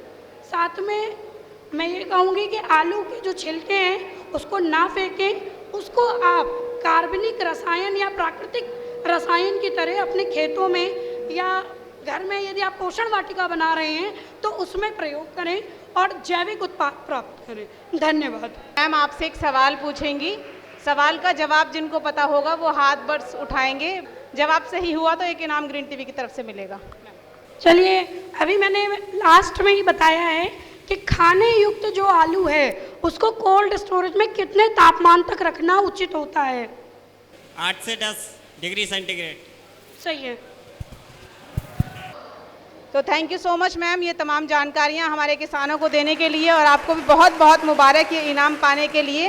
और आइए अब बात करते हैं कुछ ऐसी स्कीम्स के बारे में जो कागजों पर तो होती हैं लेकिन धरातल पर विस्तार नहीं पाती। उसका एक वजह ये भी रहती है कि हम ध्यान से सुनते नहीं हैं कि कौन सी स्कीम्स हमारे लिए बनी हैं। तो जब हम ध्यान से किसी योजना के बारे में सुनते हैं तो उससे हम अपना पाते हैं। तो आइए, कृषि विभाग की कौन कौन सी ऐसी योजनाएं हैं जिनका लाभ उठाकर आप खेती में कुछ अच्छा कर सकते हैं, इस विषय पर जानकारी देने के लिए मैं मंच पर आमंत्रित करना चाहूँगी श्री सचिन शर्मा जी हैं, SMS फतेहाबाद एग्रीकल्चर डिपार्टमेंट से। सर प्लीज़ मंच पर आएँ और हमारे किसानों को योजनाओं की जानकारी दें। ग्रीन टीवी को भी बहुत बहुत धन्यवाद जिन्होंने यह मंच उपलब्ध कराया जिससे हम अपने किसान भाइयों से रूबरू हो सकते हैं। और सभी किसान भाइयों को नमस्कार। सभी किसान भाई अभी तक अब बड़े ध्यान से, बड़े रुचिपूर्वक अपने सभी चीज़ों को समझ रहे हैं और उसको फॉलो भी करेंगे, जिससे उनकी खेती में बेहतर एक तरीके से उनका जो उद्देश्य जो होता है खेती का लाभ जो आप जिस तरीके से बढ़ा सकते हैं। लेकिन उसमें एक चीज़ हमेशा ध्यान रखनी है कि आप लाभ के चक्कर में जो मूल है या जिससे हम लाभ ले सकते हैं या जो हमारी ज़मीन है उसको कभी ना भूलें। हमेशा जो हमें सहज या फ्री में उपलब्ध है उसको हम कम इम्पोर्टेंस देते हैं, जबकि हमें सबसे ज़्यादा इम्पोर्टेंस उन्हीं को देनी है। हवा, पानी और मिट्टी, हमें इनको प्रदूषण मुक्त रखना है। अभी हम खेती में देख रहे हैं सबसे ज़्यादा हम केमिकलों का प्रयोग कर रहे हैं, चाहे हम उर्वरकों के रूप में या फिर दवाओं के रूप में। हमें इस चीज़ को ये भी समझना चाहिए, जैसे कोई दुकानदार होते हैं, वो आप एक दवा लेने जाओ या एक समस्या लेकर जाओ तो उसके अलावा वो आपको उससे ज़्यादा चीज़ों के उपाय या दवाओं को आपके साथ बांधने की कोशिश करते हैं। तो आपको ऐसे प्रोग्राम जो होते हैं विभाग द्वारा या ऐसे एनजीओ या ग्रीन टीवी द्वारा, उन चीज़ों में अपने उन मुद्दों को समझना चाहिए जिससे आपको परेशानी का सामना करना पड़ रहा है। अगर आप अपने कारण, जिसके कारण आप परेशान हैं, उन कारणों को अच्छे से समझ पाएंगे तो उसके क्या होगा कि आपको कोई दुकानदार या कोई भी कंपनी आपको गलत सामान या आपको एक तरीके से भ्रमित नहीं कर पाएगी। तो इन सभी मुद्दों को आप, इसके अलावा एक मैगजीन और आती है हमारे यहाँ से, कृषि और पशुपालन, उसकी कीमत केवल, एक मासिक मैगजीन है जिसकी कीमत केवल 2 रुपये रखी गई है। आप उसका सब्सक्रिप्शन ले सकते हैं। यहाँ पर शमशाबाद में ब्लॉक के लगा हुआ एक हमारा बीज गोदाम है और प्रत्येक विकास खंड में पूरे, मतलब आप पूरे जनपद या पूरे उत्तर प्रदेश में देखें तो प्रत्येक विकास खंड में एक कृषि विभाग द्वारा एक बीज गोदाम होता है। अगर आप सीधे जैसे ये बहुत ज़्यादा दूर नहीं है, मीडियम है, जनपद से दूरी जिस विकास खंड की सबसे ज़्यादा हो तो वो हमारी योजनाओं के बारे में जानने के लिए बीज गोदाम का सहारा ले सकते हैं। और हमारे विभाग से प्रत्येक न्याय पंचायत, 5-7 गांव की एक न्याय पंचायत होती है, वहां पर एक कार्मिक हमारे विभाग के होते ही हैं। आप उनका नंबर आपको रखना चाहिए, अगर नहीं है तो अभी प्रधान जी आपके गांव के सभी लोग जानते हो उन्हें, तो उनसे नंबर लीजिए। आपको विभाग से संबंधित कोई भी जानकारी या परेशानी होती है तो आपको ज़रूरी नहीं है सभी को जनपद तक भागना है, आप उनके माध्यम से अपनी बात रख सकते हैं, पहुंचा सकते हैं। आपके डॉक्यूमेंट भी अगर आपको कोई जनपद पहुंचाने हैं या कोई, मान लीजिए किसान सम्मान निधि में ही आपकी कोई समस्या है तो अपने आधार के माध्यम से उनसे ही चेक करवा सकते हैं, आपको जनपद तक जाने की आवश्यकता नहीं है। और अभी जैसे हम अब अपनी योजनाओं के बारे में बताएंगे, उसमें अभी आप सबसे पहले किसान सम्मान निधि को तो सभी जानते ही हैं। उसमें किसान सम्मान निधि में ये 1 फरवरी 2019 से योजना शुरू हुई थी। उसके पहले आपके पास किसी भी तरीके से ज़मीन है वो सभी लोग पात्र रहेंगे, और इसके बाद यदि कोई खरीदते हैं तो वो इस योजना का लाभ नहीं उठा सकते हैं। यदि कोई वरासत द्वारा, जैसे बड़े बूढ़े के जाने के बाद नए किसान बनते हैं, वरासत से उनके पास खेती आती है, तो वो अभी किसी भी डेट में उनके पास खेती आई होगी वो तो पात्र रहेंगे। लेकिन अगर खरीद रहे हैं तो केवल 1 फरवरी 2019 से पहले की खरीदी हुई ज़मीन वाले पात्र रहेंगे। या ट्रांसफर्ड है या गिफ्टेड है, किसी भी तरीके की भूमि 1 फरवरी 2019 से पहले की, केवल इस डेट के बाद की वरासत वाली जिनके पास भूमि आ रही है वही किसान पात्र रहेंगे, उसके अलावा कोई नहीं।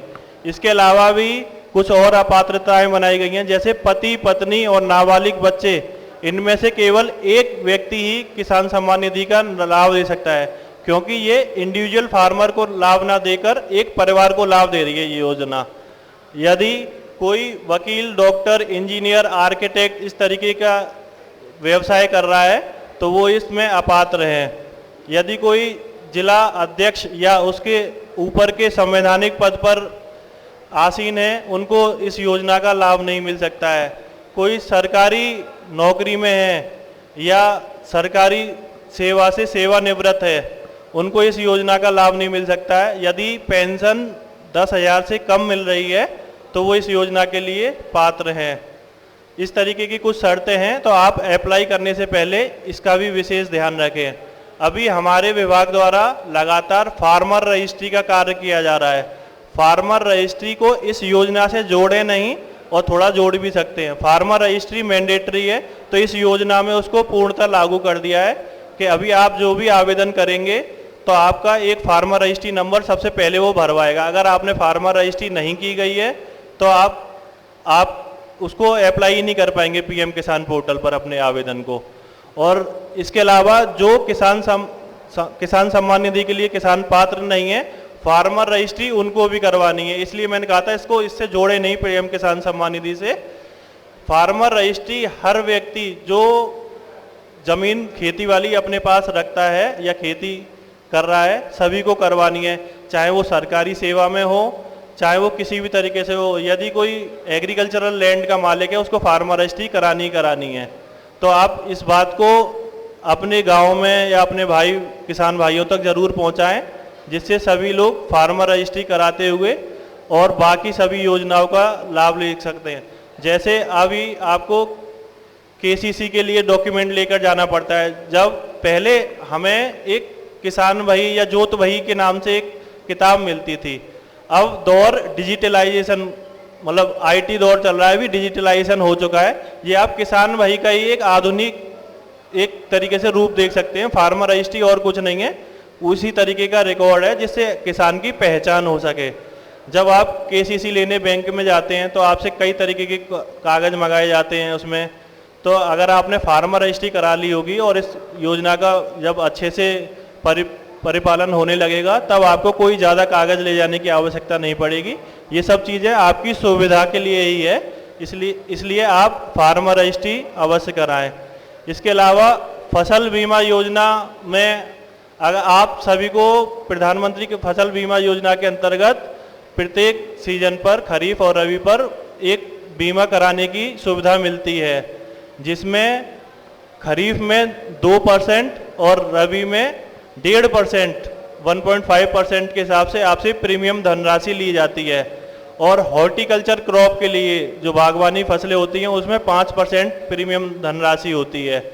तो आप सभी लोग अपने नज़दीकी बैंक जो होती हैं वहाँ ग्रामीण बैंकों में जाकर फसल बीमा का कार्य भी करा सकते हैं। यदि आपको कोई भी असुविधा लगे तो मैंने पहले भी बताया था, आप कृषि विभाग से संबंधित किसी भी बात के लिए राजकीय बीज गोदाम प्रत्येक विकास खंड में होता है, यहाँ पर शमशाबाद में है, ब्लॉक के पास ही है बिल्कुल। तो आप वहाँ पर संपर्क कर सकते हैं किसी भी चीज़ का कन्फ्यूजन लगे तो। और इसके अलावा अभी हमारे यहाँ पर क्रॉप सर्वे का कार्य भी किया जा रहा है।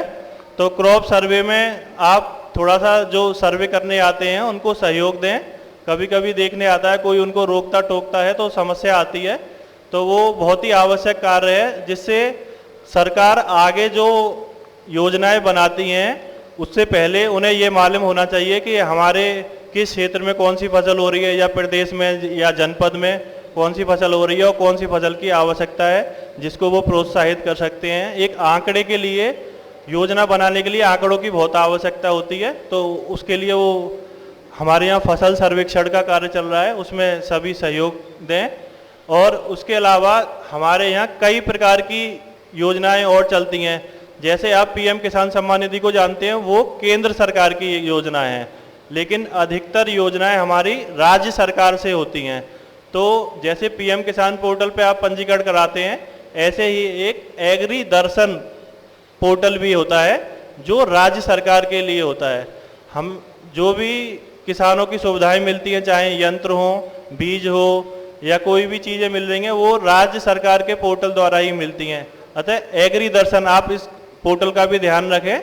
एग्री दर्शन, इस पोर्टल पर जाकर आप अपने आधार, खतौनी और बैंक पासबुक इसे ले जाते हुए, और एक अभी ये समझिए सब चीज़ें एक तरीके से डिजिटल हो गई हैं, तो आपका मोबाइल आपके साथ हमेशा साथ में होना चाहिए। सर, आपका बहुत बहुत शुक्रिया ये तमाम जानकारियां हमारे किसानों को देने के लिए। और आइए कार्यक्रम के अंतिम पड़ाव पर आखिरी स्पीच, उसके बाद लंच डिस्ट्रीब्यूशन आपको यहीं आपकी सीट्स पर ही मिल जाएगा।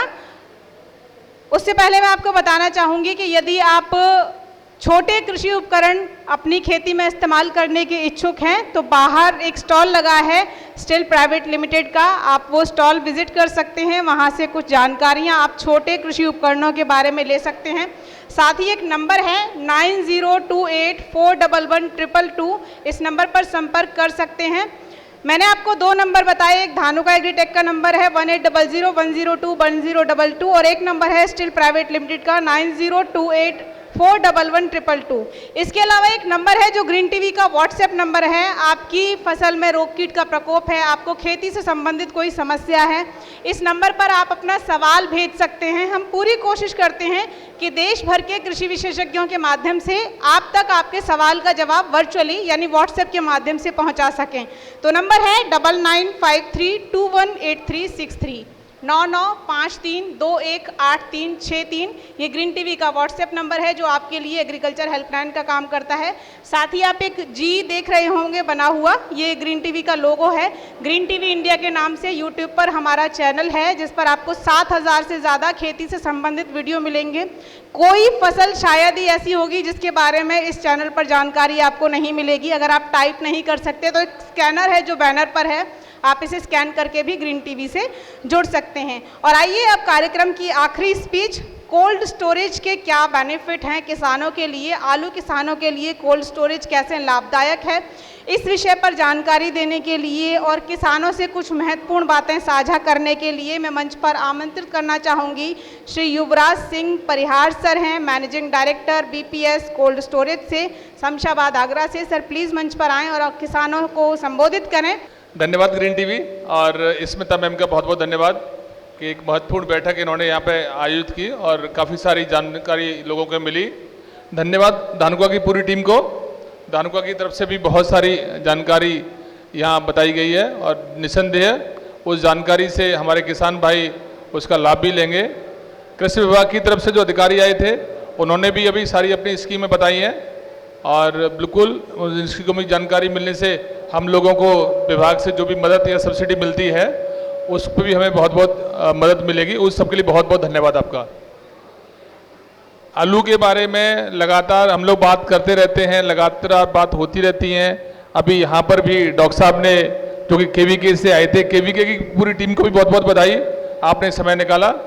और यहाँ पर जो केवीके के लोग बैठे हुए हैं, जो साइंटिस्ट बैठे हुए हैं, उन्होंने आपको बहुत अच्छे से बताया कि मिट्टी किस तरह से खराब हो रही है और मिट्टी को किस तरह से ठीक करना है। बाकी भी जानकारियाँ आपको लगातार मिलती रहती हैं। एक जानकारी जो ना तो कोई देता है और ना हम उसे समझने की कोशिश करते हैं, और वो ये है कि चाहे मिट्टी को ठीक कर लो, चाहे सॉइल टेस्ट करा लो, चाहे कुछ भी कर लो, निसंदेह सारी चीज़ें आवश्यक हैं। लेकिन एक समय ऐसा आ जाएगा कि जब पानी नहीं रहेगा तो ना तो मिट्टी उपजाऊ रहेगी ना कोई काम रहेगा।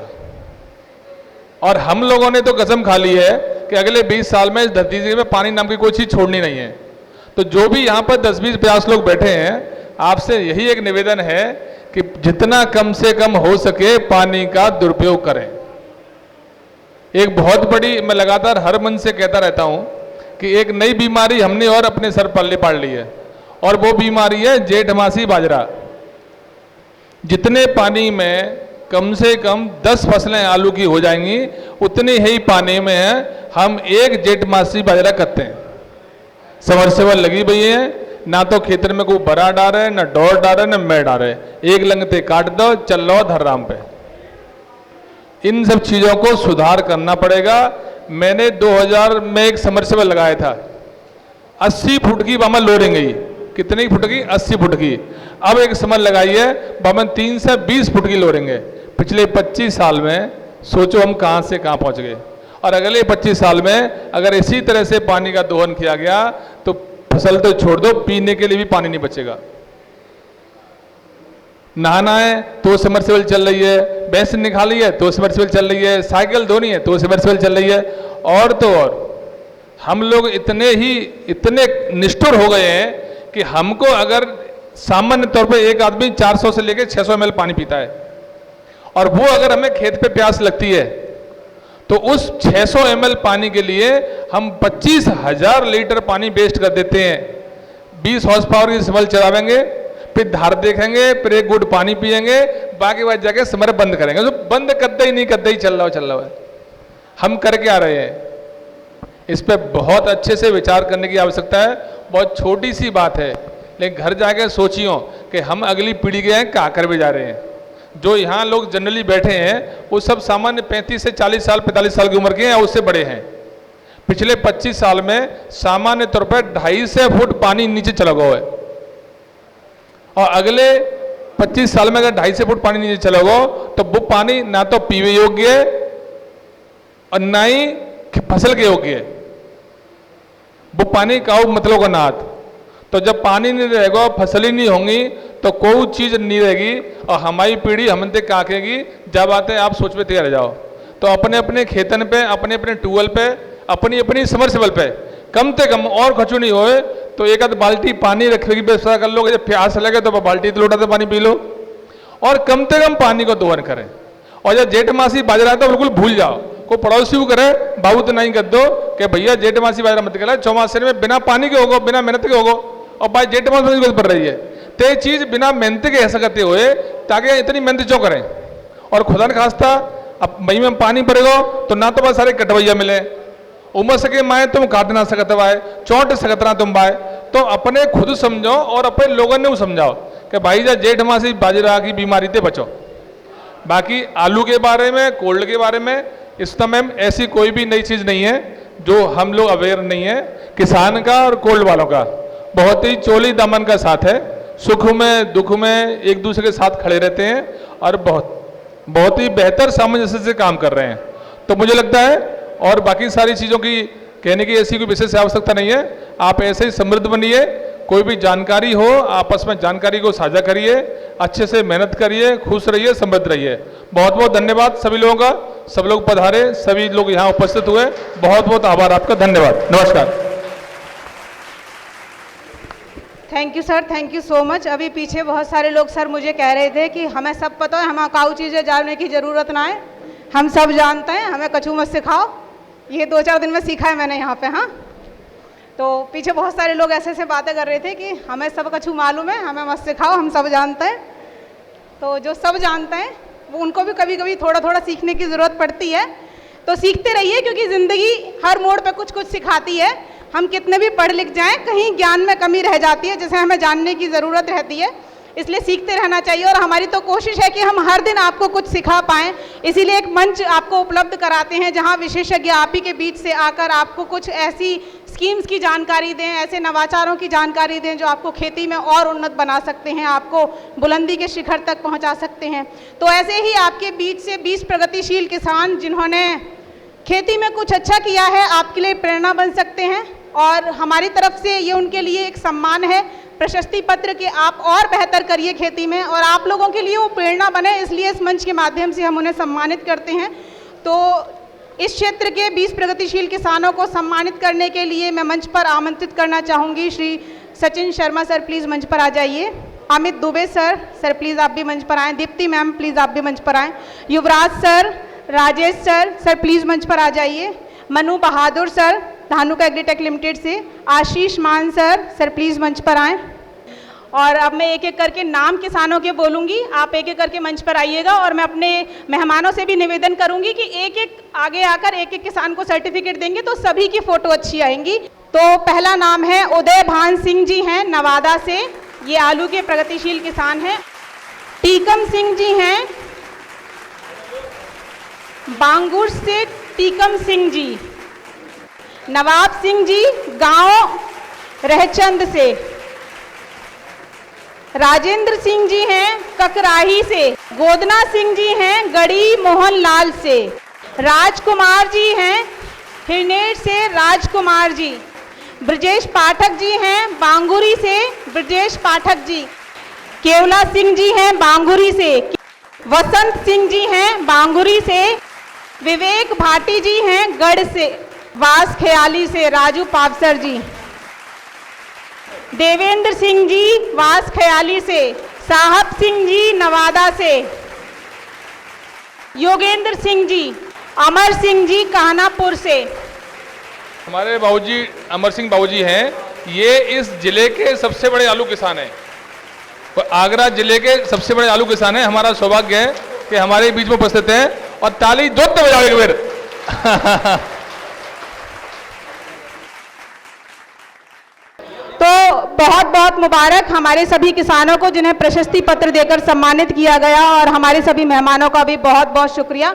तो आज की ग्रीन टीवी की किसान चौपाल में इतना ही। फिर होगी आपसे मुलाकात किसी नए किसान चौपाल में, किसी नए प्रदेश, किसी नए जिले में। जाते जाते आपसे कहूंगी कि यदि आपने ग्रीन टीवी के यूट्यूब चैनल को सब्सक्राइब नहीं किया है तो तुरंत सब्सक्राइब करिए और तमाम सोशल मीडिया प्लेटफॉर्म पर जुड़ जाइए ग्रीन टीवी के साथ, क्योंकि ये है वो मंच जहां होती है सिर्फ खेती और किसान की बात। नमस्कार। देखिए ग्रीन टीवी यूट्यूब पर भी, बस सब्सक्राइब करें और बेल आइकन दबाएं।